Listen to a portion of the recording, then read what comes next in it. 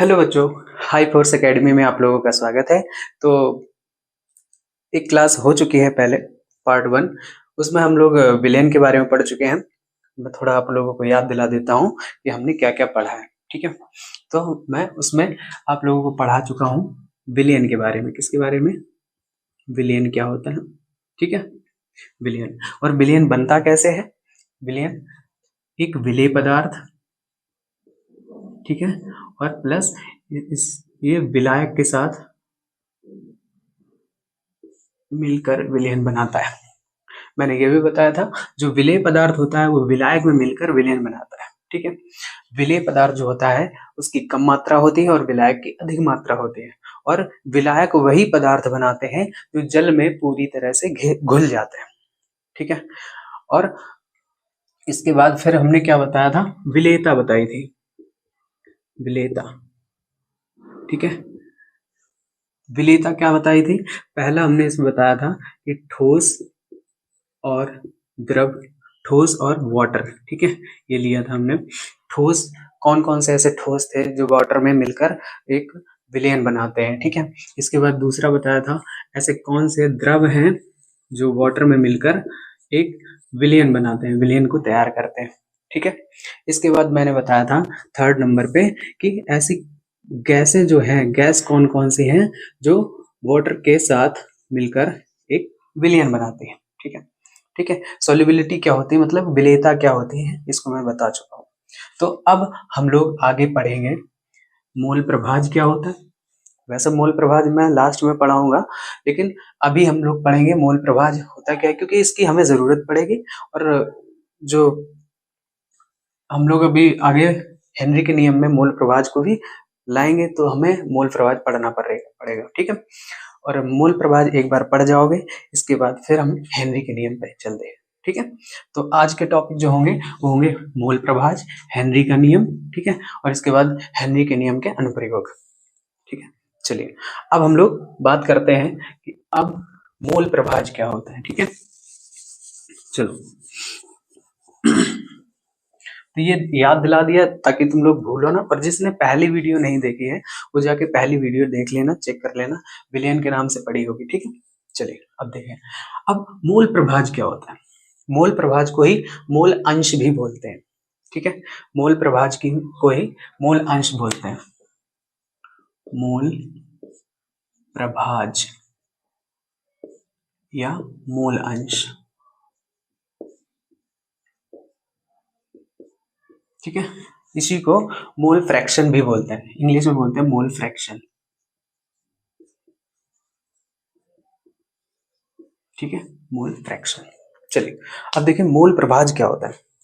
Definition वगैरह आप लोग को टेलीग्राम पे जो चैनल है उस पे आपको सारे नोट्स वगैरह मिल जाएंगे। तो इसको हम समझते हैं मोल प्रभाज है क्या। ठीक है, कैसे वर्क, देखिए मान लो मैंने एक यहाँ से एक बीकर ले लिया। ठीक है, मैंने एक बीकर ले लिया और इसमें एक विलेन है। और तुम्हें पता है विलेन दो चीजों से मिलकर बनता है, एक विलेय पदार्थ, ये एक विलेन है। ठीक है, ये एक विलेन है और विलेन दो चीजों से मिलकर बनता है। तो दो चीजें होंगी, मैंने ले लिया ए और बी।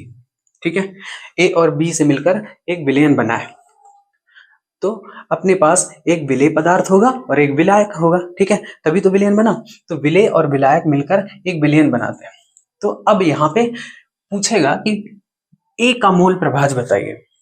ठीक है, क्या पूछेगा कि ए का मोल प्रभाज बताओ। तो मोल प्रभाज का मतलब क्या होता है, देखिए जैसे ए, अब जब मोल प्रभाज जो होता है उसको हम एक्स के फॉर्म में लिखते हैं। ठीक है, तो जब जब हमसे पूछा जाएगा कि ए का मोल प्रभाज, तो यहाँ लिखेंगे एक्स ए। ठीक है, यहाँ पे एक्स ए लिखेंगे, एक्स के फॉर्म में लिखते हैं। तो एक्स, सॉरी इसको नीचे लिखते हैं। ठीक है, एक्स ए। तो एक्स से निकालने के लिए हमें क्या करना पड़ेगा, यहाँ पर हम लिखेंगे मोल प्रभाज ऑफ एक्स। ठीक है, यहाँ पे क्या होगा, ए, जिसका मोल प्रभाज निकालेंगे उसको ऊपर लिखेंगे। तो ए के मोलों की संख्या बटे, यहाँ पर फार्मूला है क्या। ठीक है, ए के मोल प्लस बी के मोल। ठीक है, ये होता है। जैसे हम इस विलयन में से हम निकालेंगे कि ए की ए का मोल अंश या मोल प्रभाज निकालेंगे, तो कैसे निकालेंगे, x ऑफ ए, ठीक है, ए के मोलों की संख्या बटे ए के मोल प्लस बी के मोल, ठीक है। और इसी को हम ऐसे लिखते हैं, एक्स ए बराबर क्या हो जाएगा, एन ए, मतलब ए के मोलों की संख्या, तो यहाँ हो जाएगा एन ए बटे यहाँ पर ए के मोल मतलब एन ए प्लस यहाँ पर बी के मोल मतलब एन बी, ठीक है। तो इसको हम ऐसे लिखेंगे, ठीक है। तो यहाँ पर क्या हुआ, ये पूरे विलयन में x का मोल प्रभाज ऐसे निकालेंगे, सॉरी x का नहीं, a का मोल प्रभाज, ठीक है, a का मोल प्रभाज ऐसे निकालेंगे। अब बात करो b का, b भी तो है इसमें, तो b का मोल प्रभाज कैसे निकालेंगे, तो b का मोल प्रभाज इधर साइड लिखते हैं, देखो अब b का निकालेंगे तो कैसे निकलेगा, मोल प्रभाज ऑफ b, ठीक है। यहां पर क्या होगा, b के मोल, b के मोलों की संख्या, ठीक है, और बटे यहां पर हो जाएगा ए के मोल प्लस बी के मोल, ठीक है। तो इसको हम कैसे लिखेंगे, देखना, इसको लिखेंगे नंबर ऑफ मोल्स ऑफ ए, यहां पर बी के निकाल रहे हैं तो हम बी लिखेंगे, ठीक है, मतलब बी के मोलों की संख्या प्लस ए के मोलों की संख्या एन ए और प्लस बी के मोलों की संख्या एन बी, ठीक है। तो इसको हम ऐसे लिखेंगे, तो ये अपना फार्मूला हो गया बी का मोल प्रभाज, ठीक है। तो एक्स बी बराबर लिखेंगे n B upon n A plus n B, ठीक है। तो ये हो गया अपना बी का मोल प्रभाज का फार्मूला, ठीक है, समझ में आया। चलिए इसका स्क्रीनशॉट लेना है तो स्क्रीनशॉट, इसको एक्सेस से नोट करते हैं, ठीक है, ठीक है, स्क्रीनशॉट ले लो, इसके बाद फिर मैं बताता हूँ, ठीक है, हो गया। चलिए अब हम लोग पढ़ेंगे, तो ये याद रखना मोल प्रभाज कैसे निकालते हैं, अगर दो चीजें होंगी, एक विलेय होगा एक विलायक होगा, ठीक है, और दोनों का हम मोल प्रभाज निकाल सकते हैं। जब ए का निकालेंगे तो एक्स ए लिखेंगे, यहाँ पर एक्स ए मतलब ए के मोलों की संख्या बटे ए के मोल प्लस बी के मोल, ठीक है। चलो ये हो गया, ऐसे निकालते हैं हम मोल प्रभाज। अब थोड़ा और इसमें आगे बताते हैं, एन क्या होता है, एन ए कैसे निकालते हैं, ठीक है, तो आगे देखते हैं।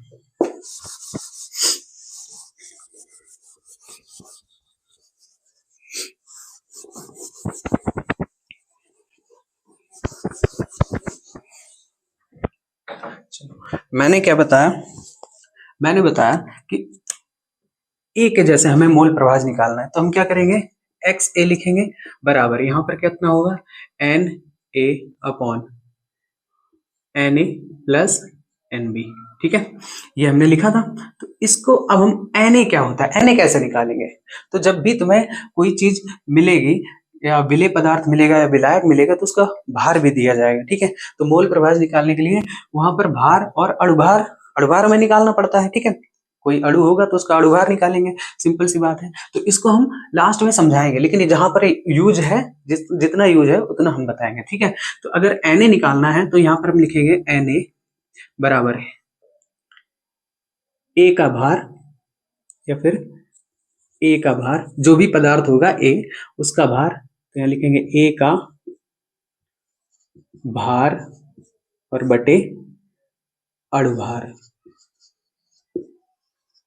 ठीक है, ए का भार बटे अणुभार, ठीक है। और जैसे हमें एन बी निकालना है तो क्या करेंगे, एन बी बराबर यहाँ पर होगा बी का भार, ठीक है, और बटे अणुभार, ठीक है। ये यहां से ऐसे हम निकालेंगे एन ए और एन बी, ठीक, समझ में आया। चलो अब ये हो गया, अब हम लोग बात करते हैं हेनरी का नियम क्या है, और हेनरी के नियम में हमने मोल प्रभाज पहले क्यों पढ़ा है, हेनरी के नियम के पहले, ठीक है। तो सबसे पहले अब हम लोग आ जाते हैं हेनरी के नियम पे, इसको हम हटा देते हैं, ठीक है, एक बार नोट कर लो, ठीक। चलिए अब देखिए, स्क्रीन पॉज करके रोक के देख लेना आप लोग, ठीक। नोट करना है तो नोट कर लेना। वैसे इसके सारे आप लोगों को नोट्स मिल जाएंगे, ठीक है। टेलीग्राम पे चैनल मिल जाएगा नीचे लिंक, उस पर क्लिक करके आप लोग डाउनलोड कर लेना। चलो अब हम लोग बात करते हैं मोल फ्रैक्शन के बाद में हेनरी का नियम। हेनरी का नियम बहुत ज्यादा इंपॉर्टेंट है, ठीक है, बहुत एग्जाम में आता है। तो कहाँ है मार्कर, ठीक है ये। चलो देखो हेनरी का नियम यहां से,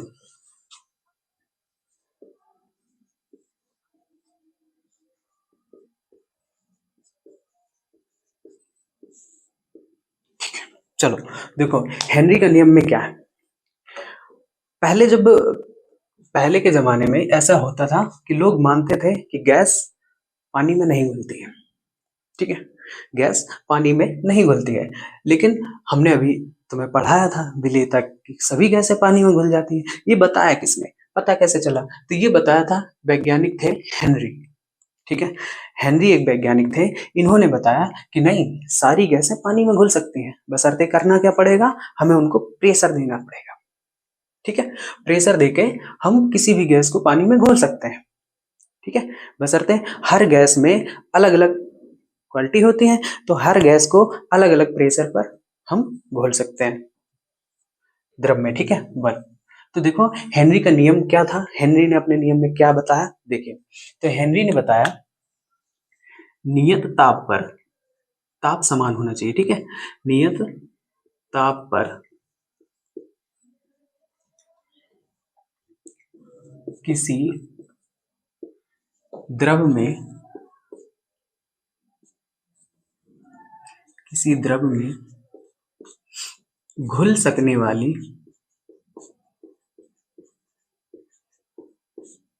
घुल सकने वाली गैस की मात्रा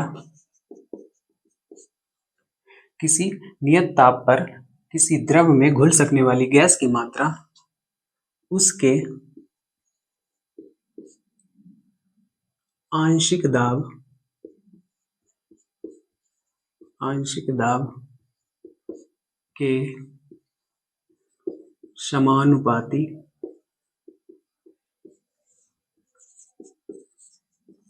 होती है, ठीक है। ये हेनरी ने बताया। हेनरी ने क्या बताया कि नियत ताप पर किसी द्रव में घुल सकने वाली गैस की मात्रा उसके आंशिक दाब के समानुपाती होती है। अब आंशिक दाब के समानुपाती मतलब क्या है कि हेनरी ने ये बताया कि जो भी गैस हमें किसी द्रव में घोलनी है, जल में घोलनी है, तो हमें क्या करना पड़ेगा, प्रेशर लगाना पड़ेगा। जितना ज्यादा प्रेशर उतनी ज्यादा गैस पानी में घुलेगी, ठीक है, जितना ज्यादा प्रेशर लगाओगे उतनी गैस पानी में घुलेगी। तो ये बताया है किसने, हेनरी ने बताया, ठीक है। तो इसका मतलब क्या है कि जो विलेयता होती है, विलेयता क्या होती है, विलेयता वो समानुपाती होगी किसके, प्रेशर के, है ना। तो प्रेशर के समानुपाती होगी, मतलब हेनरी ने यही तो बोला कि जो गैस होती है वो समानुपाती होगी प्रेशर के। समानुपाती का मतलब क्या हुआ कि जितनी ज्यादा प्रेशर लगाओगे गैस उतनी ज्यादा पानी में घुलेगी, ठीक है। तो ये हेनरी ने अपना नियम दिया, ठीक है। तो अब देखो विलेयता को हम एक्स के फॉर्म में डिनोट करेंगे। एक्स के फॉर्म में मतलब जैसे हम मोल प्रभाज देखते थे, ठीक है। तो मोल प्रभाज को देख रहे, तो यहां पर हम क्या करेंगे, एक्स ऑफ किसकी, किसी गैस की बात चल रही है तो यहां पर हम गैस करेंगे, ठीक है। और ये समानुपाती होगा किसके, प्रेशर के, ठीक है। ये लो, ठीक। चलो अब ये हो गया। अब यहां से हम क्या करेंगे, एक्स गैस, समानुपाती का चिन्ह हटाएंगे, के नियतांक आएगा और ये लिखेंगे पी के बराबर, ठीक है। ये हो गया। अब आगे देखो, सॉरी, चलो ठीक है कोई बात नहीं। तो यहाँ पर अब हम क्या करेंगे, एक्स गैस को इधर लाएंगे, तो यहाँ पर क्या हो जाएगा, ये 1/k में आ जाएगा, ठीक है। और इज इक्वल टू हो जाएगा पी के, प्रेशर का, ठीक है। अब 1/k जो होता है ये एक नियतांक में चेंज हो जाएगा, इसको लिखेंगे एक्स गैस नियतांक, यहाँ पर कितना आ जाएगा इसकी जगह पर, इसकी जगह पर आएगा जी बना है, एक्स गैस बना है, ठीक है, गलत 9 मत समझ लेना। तो यहाँ पर कितना हो जाएगा के एच, ठीक है, इज इक्वल टू पी। तो ये हेनरी के नियम का फॉर्मूला है, ठीक है, के एच। और हाँ यहाँ पर के एच क्या है,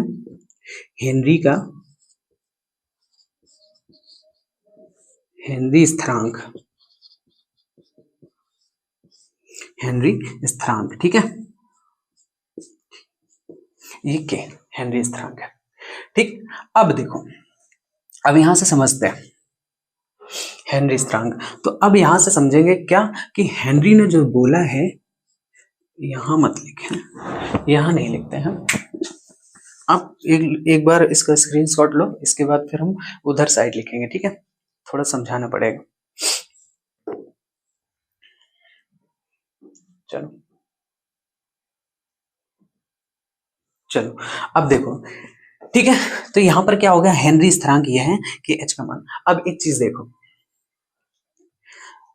अगर किसी गैस को घोलेंगे तो विलेन बनेगा, विलेन बनेगा तो विलेन अकेले तो बनता नहीं है, तो गैस को घोलेंगे किसमें, वाटर में, तो वाटर भी तो होगा हमारे साथ में। तो हम लोग एक बीकर ले लेते हैं। यहां पर देखो, यहां पर हमने एक बीकर लिया और इसमें क्या किया, अगर हमने यहां पर लिया क्या, जल, पानी लेंगे, पानी में घोल रहे मान लो, ठीक है। तो यहां पर हमने पानी ले लिया, तो यहां पर मोल किसके हैं, यहाँ पर एक्स गैस है, तो यहाँ पर गैस के मतलब number of mole of gas.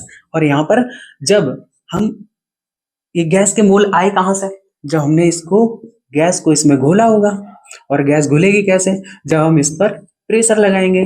तो प्रेशर लगाया होगा और जल में प्रेशर लगाया होगा तभी तो गैस घुली, और जब गैस घुली है तभी तो number of mole of gas आएंगे, यहाँ पर मोलों की संख्या यहीं पे तभी तो आएगी, ठीक है। और अगर यहाँ पर एक विलेन है तो यहाँ पर गैस के मोल है प्लस वाटर के मोल भी तो होंगे, होंगे कि नहीं। तो गैस के मोल और वाटर के मोल भी तो इसमें मिलेंगे। तो यहाँ पर देखना, नंबर ऑफ गैस मतलब मोल, गैस के मोलों की संख्या और वाटर के मोलों की संख्या दोनों तो होगी तभी तो विलेन बना, है ना। तो यहाँ पर क्या है, हमने जो प्रेशर लगाया, हमने यहाँ पर क्या किया है, हमने जो प्रेशर लगाया है उसी की वजह से, प्रेशर की वजह से ही इसमें गैस घुली है, ठीक है, गैस घुली है। तो अब हम यहाँ पर क्या करेंगे, आगे देखिएगा इधर साइड, अब आगे क्या करेंगे, अब हम एक्स गैस का फार्मूला खोलेंगे। देखना, यहाँ पर एक्स गैस को मोल प्रभाज के रूप में लिख सकते हैं, तो मोल प्रभाज के रूप में लिखेंगे तो यहाँ पर क्या उतना हो जाएगा, देखना भाई। तो देखो, एक्स गैस को हम ऐसे लिख सकते हैं, n g number of mole of gas, ठीक है, गैस के मोलों की संख्या बटे एन जी गैस के मोलों की संख्या प्लस एन डब्ल्यू, क्योंकि वाटर के भी मोल तो होंगे उसमें, तो एन डब्ल्यू। तो ये हो गया, अब इसकी जगह तो ये आ गया। अब यहाँ पर क्या है, के एच, ओके, हेनरी स्थिरांक बराबर पी के प्रेशर के होगा, ठीक है, समझ में आ रहा है। चलो अब यहाँ पर देखो, एक चीज समझो, हमने एक चीज बताई, हेनरी ने एक चीज और बताई, क्या कि गैस में गैस घोलने के लिए, जल में गैस घोलने के लिए जितना ज्यादा प्रेशर होगा उतनी ज्यादा गैस पानी में घुलेगी, ठीक है। लेकिन लेकिन लेकिन एक बात यह है कि आप लिमिट में ही गैस को घोल सकते हैं। क्यों कि इतनी ज्यादा गैस पानी में तो आप घोल ही नहीं पाएंगे।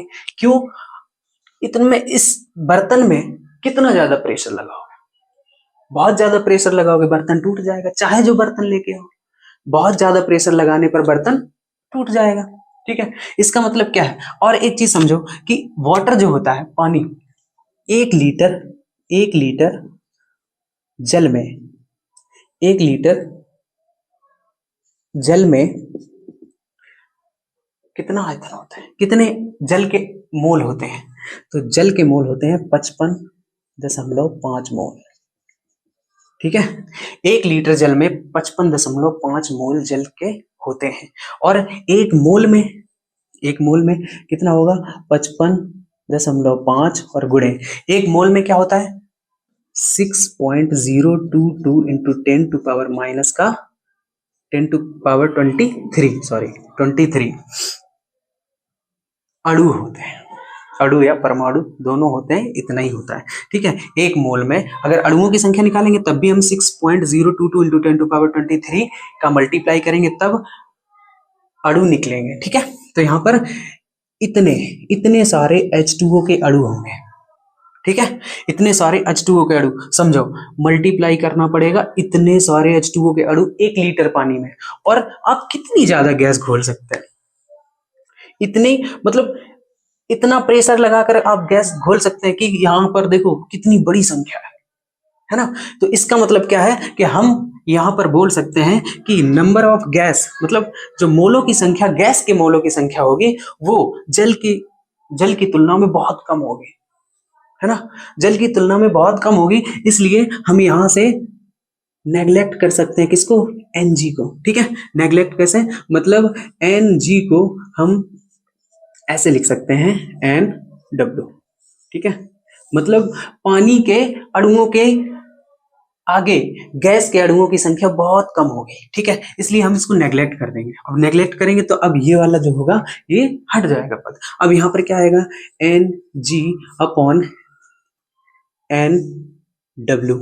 ठीक है, और into KH is equal to P। ठीक है, ये है।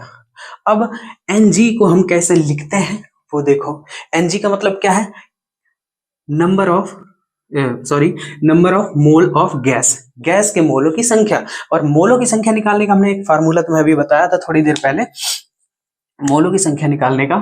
यहां पर देखो, जैसे हम Ng निकालेंगे तो Ng कैसे निकालते हैं भाई, वेट ऑफ गैस। Ng तो मतलब क्या है, भार, गैस का भार, गैस का भार मतलब वेट ऑफ गैस अपॉन, यहाँ पर कितना हो जाएगा, गैस का भार और गैस का अणुभार, जो भी आपको गैस दिया जाएगा उसका अणुभार मतलब मोलिकुलर वेट ऑफ गैस। ठीक है, तो ये क्या हो जाएगा, Wg अपॉन mg। Ng निकालने के लिए Wg अपॉन mg करेंगे। ठीक है, mg का मतलब है मोलिकुलर वेट ऑफ गैस, द्रव्यमान। ठीक है, किसी भी गैस का द्रव्यमान दिया जाएगा उसको यहाँ पर लिखेंगे, और वेट मतलब भार दिया जाएगा, ये भार है, सॉरी ये भार है ऊपर वाला, और ये अणुभार है, अणुभार। ठीक है, तो अणुभार को यहाँ पे लिखेंगे। तो Ng की जगह अब हम इसको रखने वाले हैं, तो यहाँ पर देखो क्या हो जाएगा, Ng की जगह होगा Wg अपॉन Ng। ठीक है, और यहाँ पर ये KH है, KH अपॉन यहाँ पर कितना हो जाएगा भाई, NW, NW is equal to P।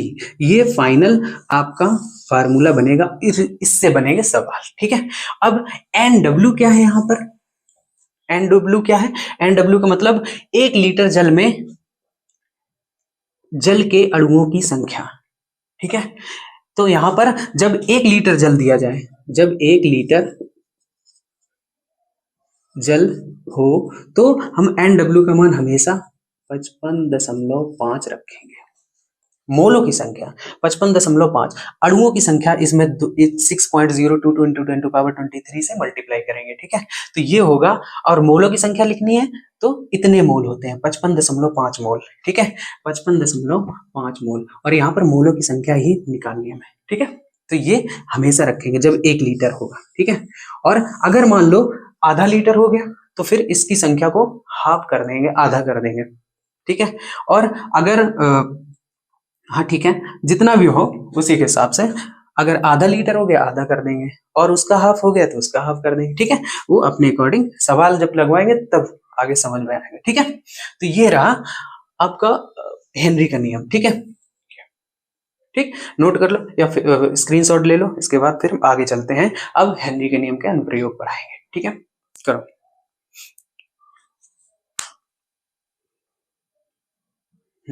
चलिए, अब देखिए, अगर कोई प्रॉब्लम हो तो आप लोग कमेंट करके पूछ भी सकते हैं, या फिर टेलीग्राम को चैनल को ज्वाइन कर लीजिए, नीचे लिंक मिल जाएगी, वहां पर आप डायरेक्ट क्वेश्चन भी पूछ सकते हैं। ठीक है, चलिए, अब देखिए, अब हम लोग पढ़ेंगे हेनरी के नियम के अनुप्रयोग।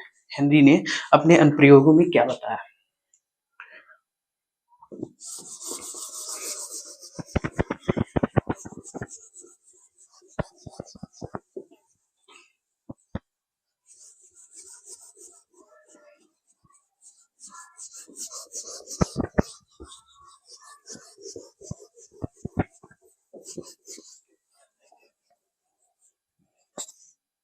चलिए अब देखो, अपना मोल प्रभाज कंप्लीट हो गया, हेनरी का नियम भी बता दिया हमने। अब हेनरी के नियम के अनुप्रयोग क्या क्या है, ठीक है। हेनरी ने अपने अनुप्रयोगों में क्या बताया। नंबर फर्स्ट, पहला वाला स्टार्ट करते हैं। पेय पदार्थ, पेय पदार्थ, पेय पदार्थ में गैस कैसे घुली होती है, ये सब, ठीक है। तो नंबर फर्स्ट पे हम लोग आते हैं। पहला,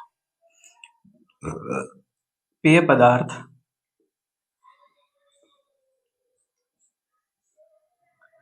जैसे कौन कौन से, कोल्ड ड्रिंक हो गया,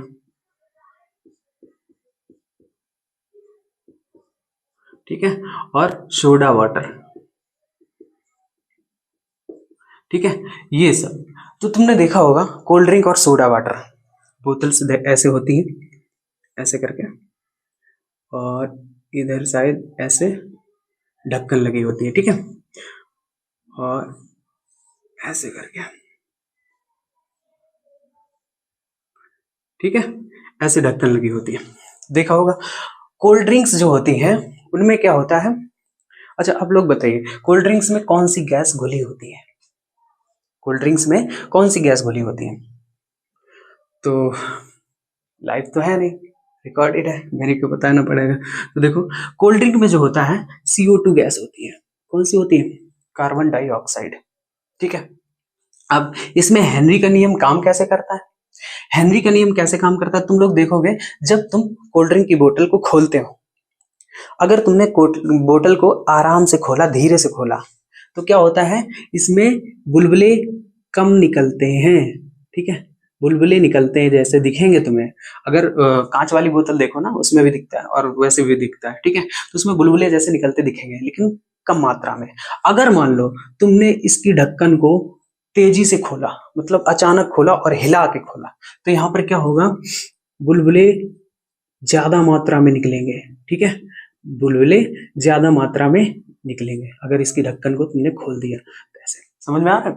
हाँ, तो ये, अब इसमें बुलबुले आए कहां से, ये बुलबुले कैसे होते हैं, बुलबुले जो होते हैं वो कार्बन डाइऑक्साइड होता है। क्या होता है, कार्बन डाइऑक्साइड। और कैसे, इसमें अधिक प्रेशर लगाकर बंद किया जाता है। अब देखो, जिस बोतल में प्रेशर कम लगा है, जिस बोतल में प्रेशर कम लगा है उस बोतल में बुलबुले कम बनेंगे, ठीक है, और जिस बोतल में प्रेशर ज्यादा लगाकर बंद किया गया है उसमें क्या होगा, बुलबुले ज्यादा निकलेंगे, ठीक है।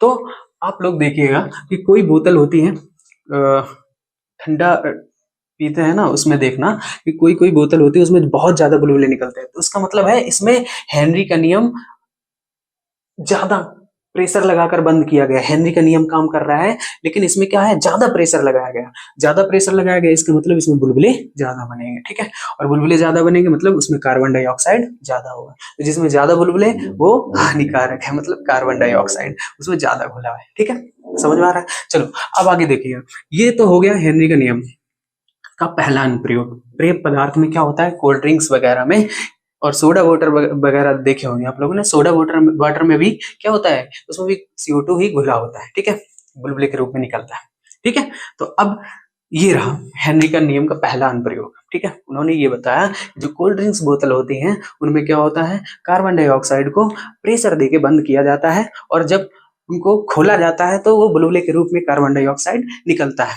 ठीक है। और इसका जो लिखा हुआ होगा, जो नोट्स होंगे वो आपको मिल जाएंगे, ठीक है, नोट उसमें देख लेना टेलीग्राम में, ठीक है। तो चलिए, ये तो हो गया पहला नियम, अनुप्रयोग, ठीक है। अब हम लोग देखते हैं दूसरा अनुप्रयोग। स्क्रीनशॉट लेना है तो आप लोग ले सकते हो, बस उसमें कुछ है नहीं, ठीक है, समझा दिया, आप लोग समझ सकते हो। चलो अब आगे देखते हैं। अब सेकेंड लॉ क्या है, सेकेंड नियम क्या है इसका, अनुप्रयोग सेकेंड में क्या है, ये वाला, अधिक ऊंचाई पर दाब। देखिए आप लोगों ने देखा होगा, सेकंड वाला है अधिक ऊंचाई पर दाब। आप लोगों ने देखा होगा जब आप कहीं ऊंचे पहाड़ों पर जाते हैं, या फिर कोई पर्वतारोही जब ऊंचे पहाड़ों पर जाते हैं, तो इनका ना बॉडी में थकान बहुत होती है, ठीक है, और सर चकराता है। क्यों चकराता है, सुनो, क्या होता है, जब अधिक ऊंचाई पर हम लोग जाएंगे, हाई एल्टीट्यूड पर जाते हैं, तो क्या होता है, हाई एल्टीट्यूड पर हवा कम होती है, हवा कम होती है, ठीक है, हवा यहाँ पर कम होती है। हवा कम है इसका मतलब ऑक्सीजन कम है, हवा कम है मतलब ऑक्सीजन कम है, और हवा के साथ साथ यहाँ पर प्रेशर भी कम होता है। अच्छा, प्रेशर क्या होता है? यहाँ पर भी क्या प्रेशर लगता है? हाँ जी, लगता है। और वो प्रेशर कौन होता है? जब हमारे बॉडी में ऑक्सीजन जाता है और हमारी बॉडी में घुलता है। जब हमारी बॉडी में ऑक्सीजन घुलेगा और ब्लड में मिलेगा, ब्लड में सेल्स में मिलकर, और सेल्स में जो ग्लूकोज होता है उसको ऑक्सीजन क्या करता है? जलाता है, और जिससे हमें एनर्जी मिलती है, ठीक है। तो ये चीज है। अब प्रेशर नहीं होगा, मतलब प्रेशर जब कम होगा, तो जब प्रेशर कम होगा तो क्या होगा? यहाँ पर हाई एल्टीट्यूड पर प्रेशर कम होता है, और वो प्रेशर जो होता है इसको हम वायुमंडलीय दाब बोलते हैं। वायुमंडलीय दाब, एटमॉस्फेरिक प्रेशर, ठीक है। एटमॉस्फेरिक प्रेशर के वजह से जो ऑक्सीजन होता है हमारी बॉडी में घुलता है, और हमें हमारी बॉडी में जो सेल होते हैं उनमें ग्लूकोज होता है, ग्लूकोज जलाता है, और जिससे हम लोग चलते हैं या कार्य करते हैं। तो यहाँ पर क्या होता है? यहाँ पर जो प्रेशर होता है वो कम मात्रा में होता है, ठीक है। यहाँ पर प्रेशर कम मात्रा में होता है, एटमॉस्फेरिक प्रेशर कम होता है। एटमॉस्फेरिक प्रेशर को एटीएम भी बोलते हैं, एटीएम में मापते हैं, ठीक है, एटीएम, एटमॉस्फेरिक प्रेशर, ठीक है। तो यहाँ पर क्या होता है कि प्रेशर कम है, और कम प्रेशर है इसका मतलब ऑक्सीजन तो है लेकिन पर्याप्त मात्रा में नहीं, थोड़ी कम मात्रा में है, और कम प्रेशर भी है। तो अब ऑक्सीजन जो होगी हमारे बॉडी में घुल नहीं पाएगी, ठीक है, ऑक्सीजन हमारी बॉडी में घुल नहीं पाएगी। और हमारी बॉडी में सबसे मेन पार्ट क्या है? हमारा माइंड, मस्तिष्क, और हमारे मस्तिष्क को सबसे ज्यादा ऑक्सीजन की जरूरत पड़ती है, ठीक है। तो मस्तिष्क में सबसे ज्यादा ऑक्सीजन की जरूरत होगी, और ऑक्सीजन ज्यादा घुल नहीं पा रही है, एटमॉस्फेरिक प्रेशर है नहीं, कम है, ठीक है। तो क्या होगा? अब ऊंचाई पर जाने पर हमें चक्कर जैसे आएंगे, हमारे माइंड में सोचने समझने की क्षमता कम हो जाएगी, ठीक है।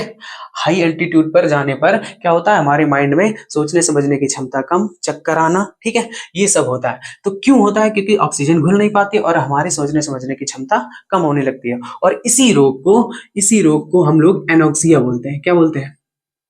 एनोक्सिया, ठीक है। एनोक्सिया, एनोक्सिया नामक बीमारी क्या माइंड से रिलेटेड होती है, और ये बीमारी हाई एल्टीट्यूड पर जाने पर कम प्रेशर के कारण हमारी बॉडी में हो जाती है। हालांकि एनोक्सिया बीमारी ऐसी है, टेम्परेरी है। जैसे आप हाई एल्टीट्यूड पर गए तो वहां पर ऑक्सीजन घुल नहीं रही है, तो एनोक्सिया रोग हो गया भाई। अब जब यहाँ से हम लोग नीचे लौट के आएंगे तो ये सामान्य अवस्था में आ जाता है, मतलब एनोक्सिया रोग ठीक हो जाता है, ठीक है। तो सामान्य अवस्था में आ जाता है। अब ये हेनरी के नियम के अनुप्रयोग का दूसरा है, ठीक है। तो ये भी समझ में आया आप लोगों को। तो एनोक्सिया रोग कैसे होता है? हाई एल्टीट्यूड पर जाने पर कम प्रेशर में ऑक्सीजन घुल नहीं पाती है और हमें एनोक्सिया नामक रोग हो जाता है। और वो ठीक कैसे होता है? जैसे ही आप वहां से वापस लौट के आएंगे तो वो ऑटोमेटिक ठीक हो जाता है, ठीक है। तो ये दूसरा अनुप्रयोग, ठीक है। तो अब हम लोग चलते हैं तीसरे अनुप्रयोग पे। अगर किसी को स्क्रीनशॉट लेना है तो ले सकता है। जो चीज मैं बता रहा हूँ वही किताबों में लिखा है, ठीक है, देख लेना आप। अगर किताब आपके पास है तो आप पढ़ लेना, ठीक है। चलो अब देखो, अब हम लोग बात करते हैं अनुप्रयोग नंबर 3 की।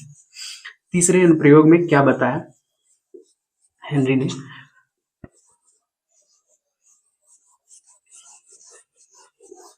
चलो अब देखो, तीसरे अनुप्रयोग में आते हैं। गहरे समुद्र में गोताखोर। जब तीसरा नंबर क्या है? देखो, थर्ड।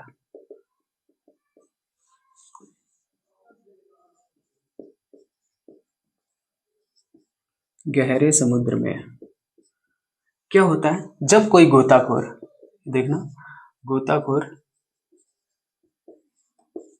ठीक है, जब कोई गोताखोर समुद्र में जाता है, गोताखोर कोई समुद्र में जा रहा है मान लो, और डस्टर यहाँ पे है, ठीक है, कोई समुद्र में गोताखोर जा रहा है, तो गोताखोर जो होता है वो समुद्र में जाने से पहले अपने साथ एक सिलेंडर लेके जाता है, और उस सिलेंडर में क्या होता है? Oxygen gas. क्या होती है? Oxygen gas, O2। क्या सिर्फ ऑक्सीजन गैस होती है? तो नहीं, ऑक्सीजन गैस सिर्फ नहीं होती, इसमें नाइट्रोजन गैस भी होती है, ठीक है। अब नाइट्रोजन गैस उस सिलेंडर में भरी होती है, जो सिलेंडर एक गोताखोर लेके जाता है अपने पीठ पर टांग के, ठीक है। तो ऑक्सीजन और नाइट्रोजन गैस दोनों होते हैं, और वो जो गोताखोर होता है नीचे जाता है, समुद्र की गहराई में नीचे जाता है ऐसे करके, ऐसे कोई गोताखोर बना देता है ये, हाँ नहीं बनता है, ठीक है। तो ये है, और ये सिलेंडर है, ठीक है। तो वो सिलेंडर लेके जाता है और उसको एक सख्त हिदायत दी जाती है कि आप लोग क्या करना, जो भी हो, जो भी जाता है उनको हिदायत ये दी जाती है कि देखिए आप लोग जा तो रहे हैं नीचे, चाहे जैसे जाओ कोई दिक्कत नहीं है, लेकिन जब ऊपर आना तो एकदम से ऊपर मत आना, जब ऊपर आना तो एकदम से ऊपर मत आना। क्यों मत आना? देखो तुम्हें पता है ऑक्सीजन के साथ में नाइट्रोजन भी है, ऑक्सीजन हमारे बॉडी में घुल जाएगा, काम करेगा, ठीक है, लेकिन नाइट्रोजन जो होता है वो हमारी बॉडी में घुलता नहीं है। नाइट्रोजन जब कोई ये सांस लेता है गोताखोर, तो वो नाइट्रोजन ऐसे बुलबुलों के रूप में बाहर निकलता है, ठीक है, नाइट्रोजन बुलबुलों के रूप में बाहर निकलता है, और बाहर निकलते यहाँ पर ऑक्सीजन नाइट्रोजन जो होता है कार्बन डाइऑक्साइड के साथ बाहर निकलता है, ठीक है। अब क्या होता है जब गोताखोर गहरे पानी में है और वो जब सीधे निकलेगा, जब सीधे निकलेगा मतलब अचानक से सीधे निकलेगा, तो क्या होगा, नाइट्रोजन गैस यहां से निकलने के बावजूद क्या करती है, बुलबुलों के रूप में हमारे सेल्स में, जो हमारे वेसल्स हैं, वेसल्स में क्या होता है वो बुलबुले के रूप में बन जाती है, ठीक है। और बुलबुले के रूप में बन जाएगा तो यहाँ पर क्या हमारी बॉडी प्रॉब्लम में आ जाएगी, ठीक है, बुलबुले के रूप में बनेगा तो बॉडी प्रॉब्लम में आ जाएगी। अब प्रॉब्लम में आ जाएगी कैसे, यहाँ पर बुलबुले के रूप में तुमने देखा था, मैंने पहला जो बताया था अनुप्रयोग पेय पदार्थ वाला, क्या था, एक बोतल में क्या होता है, जो गैस निकलती है वो बुलबुले के रूप में निकलती है ना, तो गैस बुलबुले के रूप में निकलती है। ऐसे ही अगर अचानक से ये बाहर निकलेगा तो ये गैस क्या होगी, बुलबुले के रूप में निकलने की कोशिश करेगी, और कोशिश करेगी तो इसकी बॉडी में सब जगह जगह जगह क्या हो जाएगा, इसकी बॉडी में जगह जगह क्या हो जाएगा, बुलबुले बन जाएंगे, वो भी नाइट्रोजन गैस के बुलबुले, ठीक है, बुलबुले बन जाएंगे नाइट्रोजन गैस के। तो नाइट्रोजन गैस के बुलबुले जो बन जाते हैं उससे एक बीमारी हो जाती है जिसको बेंट बोलते हैं, क्या बोलते हैं, बेंट बीमारी, ठीक है, बेंट मतलब बुलबुले जैसे यहाँ पर निकल आएंगे, ठीक है, तो ये बेंट बीमारी हो जाती है। और ये बीमारी कैसे होती है, नाइट्रोजन गैस घुलने पर, हमारी बॉडी में ज्यादा मात्रा में नाइट्रोजन गैस घुल जाएगी तो बेंट नामक बीमारी हो जाती है। अब बेंट नामक बीमारी को हो जाती है तो फिर हमने नाइट्रोजन ही काहे लिया, नाइट्रोजन क्यों लिया भाई, जब बेंट नामक बीमारी हो जाती है तो ऑक्सीजन सिर्फ लेके जाते हैं, लेकिन ऐसा नहीं होता है, नाइट्रोजन भी लेनी पड़ती है। क्यों लेनी पड़ती है भाई? अच्छा तुम बताओ, जब से तुम्हारा जन्म हुआ तब से लेकर आज तक तुम्हें पता है वायुमंडल में 78% नाइट्रोजन गैस है, ठीक है, तो क्या सिर्फ ऑक्सीजन गैस आप लेते हैं? नहीं, सिर्फ ऑक्सीजन गैस लेते हैं? नहीं लेते। तो हमारे बॉडी को आदत ही नहीं है सिर्फ ऑक्सीजन लेने की, ठीक है, तो आदत नहीं है, तो उसी के अकॉर्डिंग हमारी बॉडी में जब ऑक्सीजन अकेला नहीं ले सकता है तो ऑक्सीजन को डिल्यूट करने के लिए हमने नाइट्रोजन लिया था, ठीक है, नाइट्रोजन लेके गए थे, लेकिन अब नाइट्रोजन ने तो ये कर दिया, बेंट नामक रोग हो गया। अब इससे कैसे बचा जाए भाई? तो अब हम क्या करेंगे, तो आजकल जो नाइट्रोजन होता है, नाइट्रोजन की जगह हम लोग हीलियम गैस का यूज करते हैं, ठीक है। ये क्वेश्चन भी आता है कि बताइए आजकल जो गोताखोर होता है वो अपने सिलेंडर में नाइट्रोजन